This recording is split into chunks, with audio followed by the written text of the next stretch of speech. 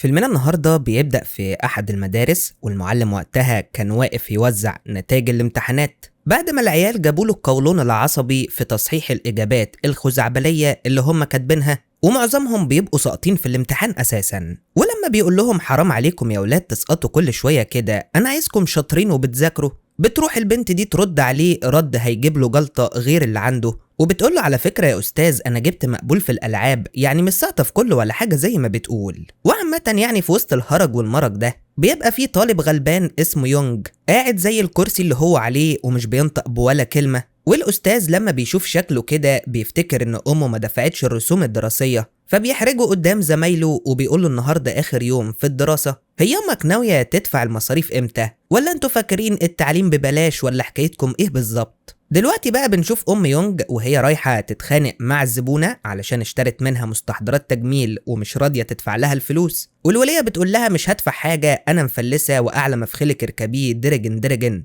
ما انت اللي غلطانة برضو، يعني حد يبيع لواحدة بتتاجر في الخمور. المهم أم يونج تسكت؟ لا طبعا، بتروح تجيبها من شعرها على طول وبتقول لها انت أصلا شكلك وحش بالمكياج، ما بالك بقى من غيره، انا معرفش انت بتشتري مستحضرات تجميل ليه اصلا، وانت كده كده شبه الحنكليس، و100 كلمه من هنا على 100 كلمه من هناك، بتيجي دوريه الشرطه تكبس عليهم هما الاتنين وبتقفشهم متلبسين. وبيجرجروا بقى وقتها ام يونج على الاسم علشان بتبيع حاجات مضروبه ومتعبيه تحت بير السلم، ويونج واقف يا عيني مش عارف يعمل ايه في المرار الطافح اللي هو فيه ده. بس عموما يعني هو متعود على البهدله، وكل يومين امه بايته في القسم. ولما بقى بيلاقي نفسه متضايق قوي كده بيروح يفش غله في عيل افقر منه وبيمسكوا يعجنوا علشان استغل فرصة خناقة أمه، وراح يبيع آيس كريم للناس اللي واقفة تتفرج كأنهم في السينما، وبيقول له أنا مش عايزك تبيع آيس كريم في خناقات أم تاني، ياض يا يتيم أنت. فبيقول له أبقى يتيم وعارف أبويا أحسن ما الناس تقول ياللي ملكش أب، ومش عارف بيعملوا إيه في بعض حبايب قلبي الصراحة. المهم يعني إن المعركة دي بتخلص بدون خسائر الحمد لله، وبيرجع يونج على البيت وهو محمل بالخيبات والمآسي، وبيلاقي بنت جيرانهم عمالة تلعب ومبسوطة ولا كأنها سقطت مرتين ولا أي حاجة. وحتى أخوها الصغير أول ما بيشوفه بيقول له جبت كام؟ أنا أختي سقطت في المواد كلها. بس هي بتصحح له المعلومة وبتقول له أنت عيل كداب، أنا على فكرة جبت مقبول في مادة. وعموما يعني مش فارق معاه كل ده دلوقتي، لأنه بيقف يستنى السول بارك جارهم لحد ما بيرجع من الشغل علشان يسأله عن أمه. فبيقول له والله يا حبيبي أنا حاولت أخرجها بس معرفتش، لأن دي المرة الخشرومية اللي تتمسك فيها وهي بتبيع بضاعة مهربة وشكلها كده لازم تدفع غرامة. المهم بالليل العيلة السعيدة دي بتعمل احتفال بمناسبة سقوط بنتهم، ويونج واقف يتفرج عليهم من بعيد وهو بيتحسر على حاله، لحد ما بعد شوية كده بيلاقي صاحبه اللي عجنه الصبح جاي علشان يصالحه، وبيحلف له انه مش هيبيع حاجة تاني وامه بتتخانق. وبيقعد بقى يحكي له انه ناوي يسافر على بوسان علشان يشتغل في مصنع احذية هناك، وبيفضل يحلم انه لما يبقى غني هيشتري جزمة بفرو علشان يعني تبقى تحميه من سقعة الشتاء،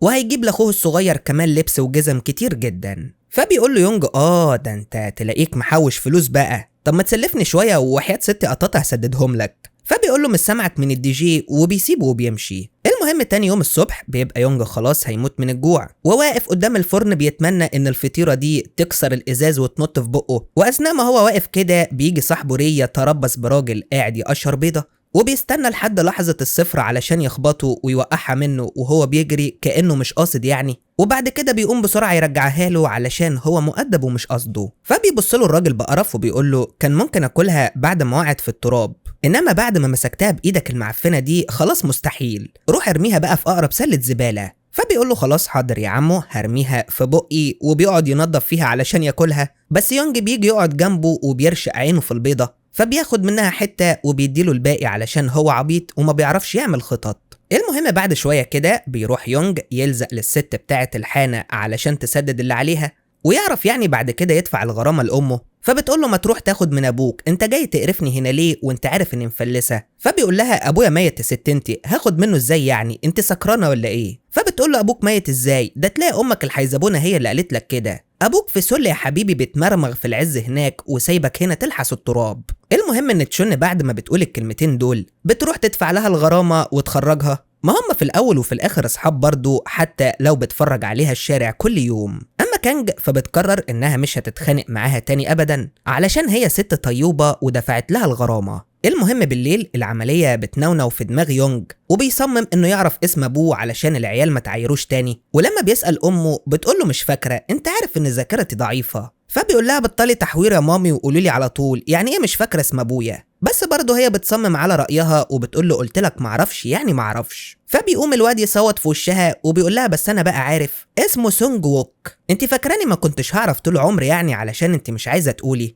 وساعتها بقى النوم بيطير من عينيها وبتقوم علشان تعرف مين اللي قاله كده، وبعدها على طول بتحاول تشككه في المعلومة وبتقوله دي كلها إشاعات الناس هي اللي اخترعتها يا ولا. بس المرة دي يونج مش بيقتنع وبيقول لها انت بتكدبي عليا باستمرار وانا مش هصدقك تاني. المهم تاني يوم الصبح بيصحى من النوم مزقطط والدنيا حواليه بامبي علشان عرف ان ليه اب ومحدش هيقول له روح دور على ابوك تاني، وبيروح جري على محطة القطر علشان يعرف التذكرة لحد سل بكام. بس هناك بياخد صدمة عمره لما بيلاقيها ب 840 ون، واحلامه يا عيني كلها بتتحطم قدام عينيه في ثانية. بس بعد شوية كده بتجيله فكرة الشغل وبيروح لصاحبه ري علشان يشغله معاه، وهو بياخده لصاحب المصنع علشان يقابل المدير ويطلب منه الشغل، وبيبقى متخيل الموضوع سهل وهيعرف يبيع كتير. بس بيتصدم بالحياة الواقعية وبيكتشف ان الصندوق اتقل منه اصلا، ده غير ان الجو حر جدا والشمس خابطة في نافوخه طول النهار، ومع ذلك ما يقدرش ياكل ولا واحدة من الايس كريم. وبيفضل بقى الغلبان يلف طول النهار من غير ما بيبيع ولا واحدة، لحد ما بيجي الليل وبيسمع وقتها صوت 2 قاعدين في كابينة خشب في الشارع. فبيروح يقول لهم على فكرة انا عارفكم انتوا الاتنين بس مش هقول لحد علشان انا مؤدب،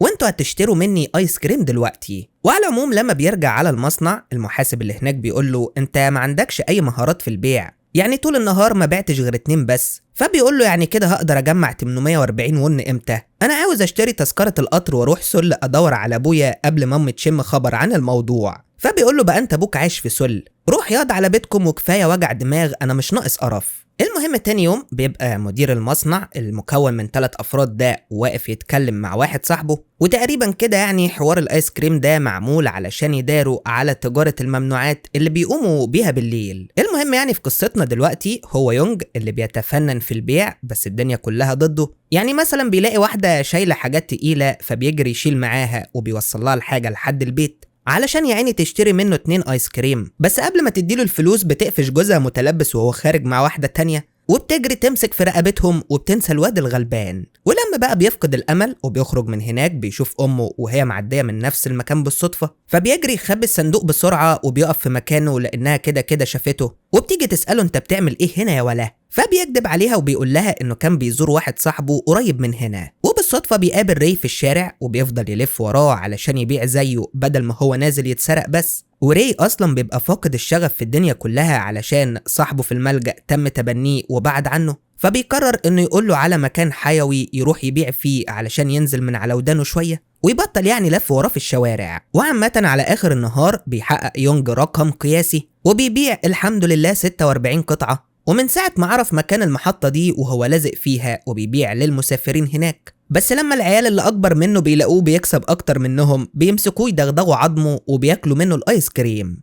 والواد ده بيقوله ان المنطقة دي بتاعته لحد المدرسة ومحدش يقدر يبيع فيها حاجة من غير اذنه، وبيقول له انه لازم يجي النهاردة عند مصرف الصرف الصحي يا اما هيقول لامه انه بيبيع ايس كريم من وراها. لما بيرجع يونج بقى على المصنع بيحكي للمدير اللي حصل معاه، بس هو مش بيصدقه وبيقول له انت اللي كلت الايس كريم كله وعايز تجيبها في العيال، وبيمسكه يهريه ضرب وبيسحب منه الصندوق، وده طبعا معناه انه ملوش شغل هنا تاني. فبيروح باك يعمل نفسه بيشيل الشوال وبيخبطه يوقعه على الارض علشان يسيب الواد في حاله، وبيقنعه ان ضرب الاطفال مش في مصلحتهم علشان اي حاجة هيقولوها الناس هتصدقهم وده هيسوء سمعتهم. وبيخرج يونج من هناك وهو حزين جدا طبعا وراسه في الارض، وري بيبقى واقف بره مذنب نفسه علشان هو السبب في كل ده، وبيحاول يصالحه بواحدة ايس كريم كده كان مخبيها مخصوص وبيوعده انه مش هيعمل كده تاني. وعامة بعد ما بيديله الايس كريم بيقول له هات لحسة بقى انا ما اكلتوش قبل كده ونفسي ادوقه، بس هو بالصلاة على النبي بيروح بلعها كلها لوحده. المهم في الوقت ده بتبقى كانج واقفة تشتري بضاعة متهربة تاني علشان تتاجر فيها،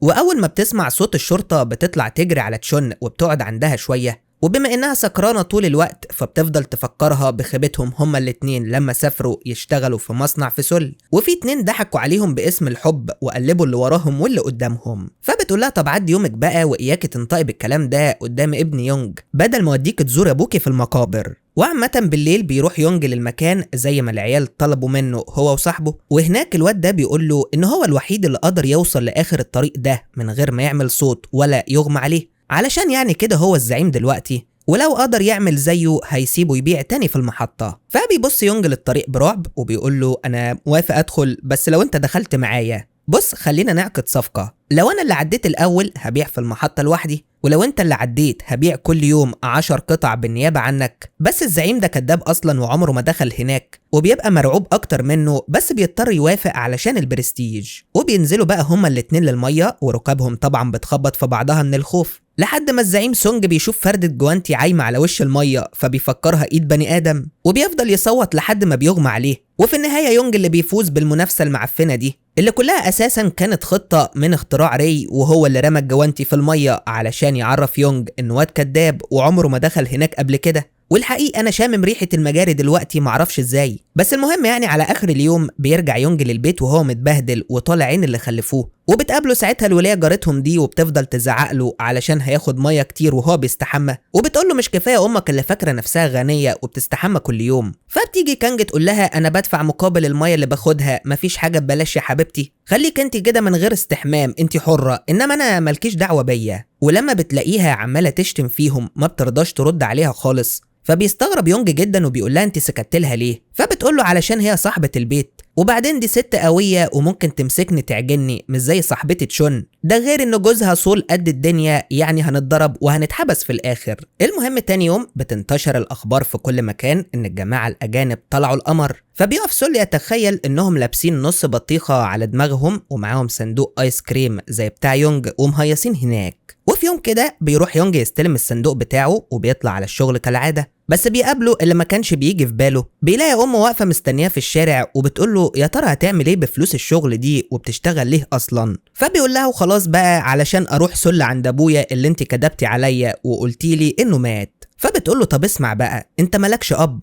ابوك ده ملوش وجود في الدنيا. بس هو برضه بيصمم على رايه وبيقول لها ده انا لازم يبقى لي اب علشان ادفع مصاريف المدرسه، وعلشان انت ما تروحيش السجن كل شويه، وعلشان العيال تناديني باسم ابويا، انا لازم اسافر سل وادور عليه هناك لحد ما الاقيه وانت مش هتقدري تمنعيني. وبيسيبها وبيطلع يجري على المحطه وبيحاول ينط من على السور ويركب القطر من غير تذكره، بس الضابط بيمسكه وبيذنبه قدامه، بس بالصدفه بيبقى باك موجود معاهم في نفس المكان، فبيدخل يقول له ان الواد ده شغال معاهم في المصنع وتلاقيه كان داخل يبيع ولا حاجه مش قصده يهرب يعني. فبيقول له طب هات لي حد مسؤول من دار الايتام علشان اعرف الواد ده عايز ايه بالظبط. فبيتضايق يونج جدا وبيقول له انا مش يتيم، انا عندي اب وام زيك بالظبط. فبيقول له خلاص خلينا بقى لحد ما ابوك يجي ياخدك ما دام انت عندك اب، ولا بسلامته بيعمل دراسات عليا ومش فاضي. فبيقول له ايوه انا ابويا مش هنا، ابويا في سل. وساعتها بيفضل يونج يعيط وبيقول له انا مش كداب، ابويا فعلا في سل زي ما بقول لك كده بالظبط. المهم يعني ان باك بيخرجه من هناك في الاخر وبياخده معاه علشان يغسل وشه، وبيقول له ان مش اي حد بيخلف يبقى اب،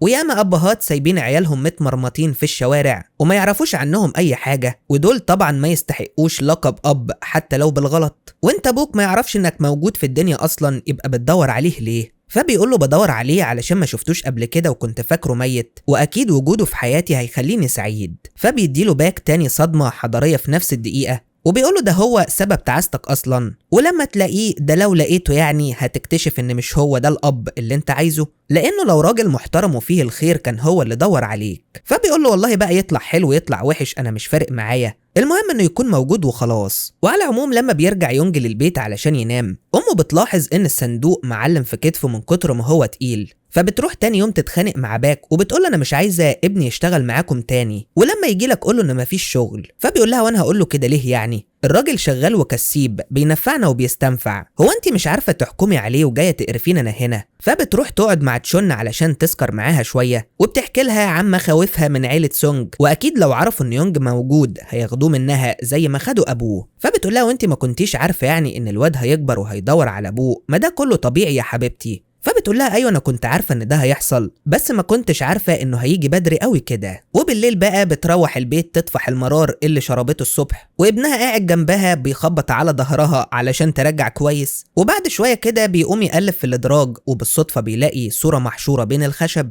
ولما بيشدها بتطلع صوره ابوه وامه زمان. فبيقعد يبرق لهم كده كانه قفشهم متلبسين. وعامه تاني يوم الصبح بياخدها يوريها لجارهم، يمكن يكون شاف ابوه ده قبل كده ولا حاجه، بس الصوره ما بتبقاش واضحه اصلا، والراجل ملوش ملامح. بس يعني بيقعد الراجل يوصيه انه لازم يتعلم لهجه اهل سل علشان يعرف يتفاهم معاهم هناك ويوصلوه لحد بيت ابوه. فبينبهر يونج من كلامه وبيقول له ايه ده، هم اهل سل ليهم لهجه غيرنا ولا ايه؟ فبيقول له اه طبعا ليهم، ولازم تتعلمها زي كده. انا عن نفسي اتعلمتها من الافلام، وهي سهله على فكره مش صعبه. هتمسك كل كلمه كده وتمد فيها زي اهلنا في دمياط. بنروح دلوقتي بقى لصاحب المصنع، وهو عمال يقنع باك يتاجر معاه في البضاعة المتهربة، وهيزود له المصروف بتاعه ويدخل أخته المدرسة الثانوية. فبيضطر يوافق وخلاص لأن مفيش اختيارات قدامه. بس أثناء ما هو متوجه لمحطة القطر بيلاقي يونج عمال ينادي عليه، وبيديله ورقة فيها اسم أبوه ثلاثي وبيوصيه يدور عليه وهو في سل. وبيرجعوا بعد كده على المحطة علشان يشوفوا أكل عيشهم، وكل ما يونج يكسب جنيه بيكتبه في النوتة اللي معاه.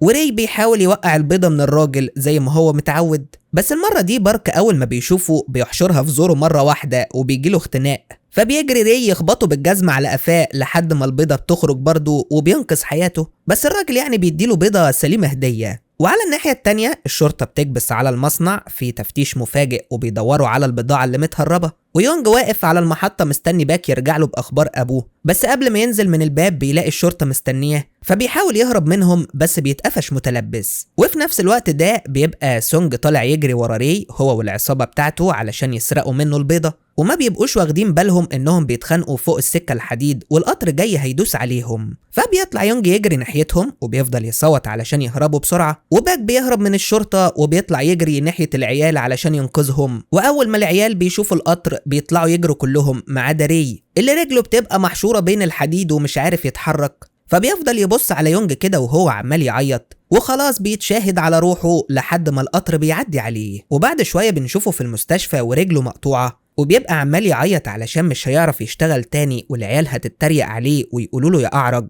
فبيقعد يونج يعيط هو كمان وبيقول له خلاص بقى ما تعيطش، انا هدافع عنك وهتخانق مع اي حد يتريق عليك. ولما بيرجع البيت بيبقى زعلان على صاحبه جدا ومش قادر ياكل حاجه، فبتقعد امه تتكلم معاه وتقول له الرجاله لازم ياكلوا كويس علشان يبقوا اقوياء. وبتدخل معاه في الكلام بعد كده عن سل واللي في سل كلهم، وبتقول له انا مش هقدر اعيش من غيرك خلي بالك. فبيقول لها ولا انا كمان هقدر، بس لازم برضو الاقي ابويا. وتاني يوم بيروح مع اخت باك علشان تزوره في السجن، وبتفضل تعيط وهي بتقول له انت ايه اللي جابك من هناك كنت خليك. فبيقول لها اصل الاكل هناك ما عجبنيش وانا ما بحبش اكل لوحدي فجيت بقى وخلاص. ولما بيبقى يونج واقف ساكت وزعلان بيقول له معلش يا صاحبي انا ما عرفتش اقابل ابوك، اصل البيت كان فاضي وما فيهوش اي حد. فبيتشعلق الواد في الحديد وبيقول له يعني لقيت البيت الحقيقي بتاعه مش كده؟ بس العسكري بيجي يشده قبل ما يكمل كلام علشان ميعاد الزيارة انتهى، بس قبل ما يمشي بيكرمش له ورقة بالعنوان في ايده. ومن بعد الموقف ده اصرار يونج على السفر بيزيد اكتر، وبيقول لصاحبه انه لازم يشتغل اي حاجة علشان يجمع حق التذكرة على السنة الجاية بالكتير. وبالليل بيلاقي ري جايله لحد البيت وبيديله تحويشة عمره، وبيقول له انا ما بقتش محتاج الفلوس دي خلاص لاني مش هعرف اسافر لبوسان، بس انت لازم تسافر عند ابوك في اسرع وقت، مش هنقعد نستنى لحد السنة الجاية. وتاني يوم الصبح بيروح يونج يلبس الحتة اللي على الحبل، وبيطلع من البيت قبل ما امه تصحى من النوم. وطول الطريق ما بيبقاش مصدق عينيه انه قدر يشتري التذكرة اخيرا، وهو دلوقتي راكب القطر اللي هيوديه عند ابوه. وبيفضل يسبسب في شعراته علشان لما ابوه يشوفه يلاقيه امور. ولما بيوصل بيفضل يلف في المدينة ويسأل الناس على العنوان اللي معاه لحد ما بيلاقيه أخيرا، بس بيتفاجئ إن في جنازة طالعة من البيت والناس عمالة تعيط. فبيقف يبص لصورة المتوفي وبيتمنى إنه ما يكونش أبوه، بس خلاص لا مفر من الموت. وبيمشي من هناك وهو عمال يعيط طول الطريق.